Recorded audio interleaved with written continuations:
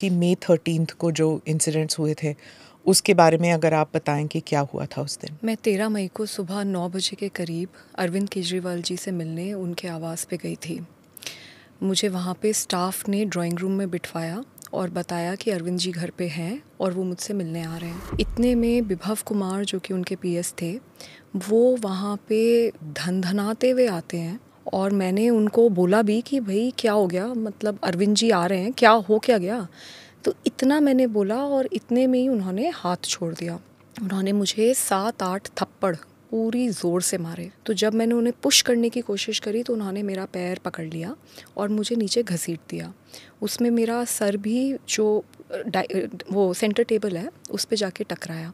मैं नीचे गिरी और फिर उन्होंने मुझे लातों से मारना शुरू किया और मैं बहुत ज़ोर ज़ोर से चीख चीख के हेल्प मांग रही थी, लेकिन कोई मदद के लिए नहीं आया। ऐसे तो हो ही नहीं सकता कि सीएम के घर में कोई नहीं हो और ऐसी पिटाई हो रही हो किसी की और कोई बाहर ही ना निकले कमरे से।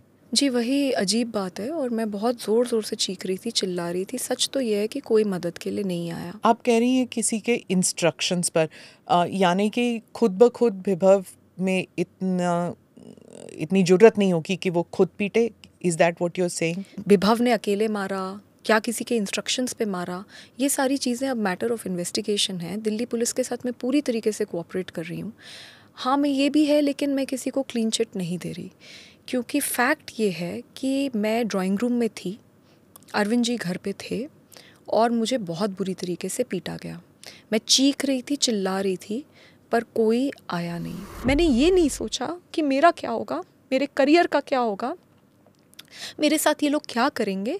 मैंने सिर्फ ये सोचा कि जो चीज़ मैंने सारी महिलाओं को बोली है कि आप हमेशा सच के साथ खड़े हो, आप सच्ची सच्ची कंप्लेंट करो, लेकिन आपके साथ अगर कुछ गलत हुआ है तो आप ज़रूर लड़ो।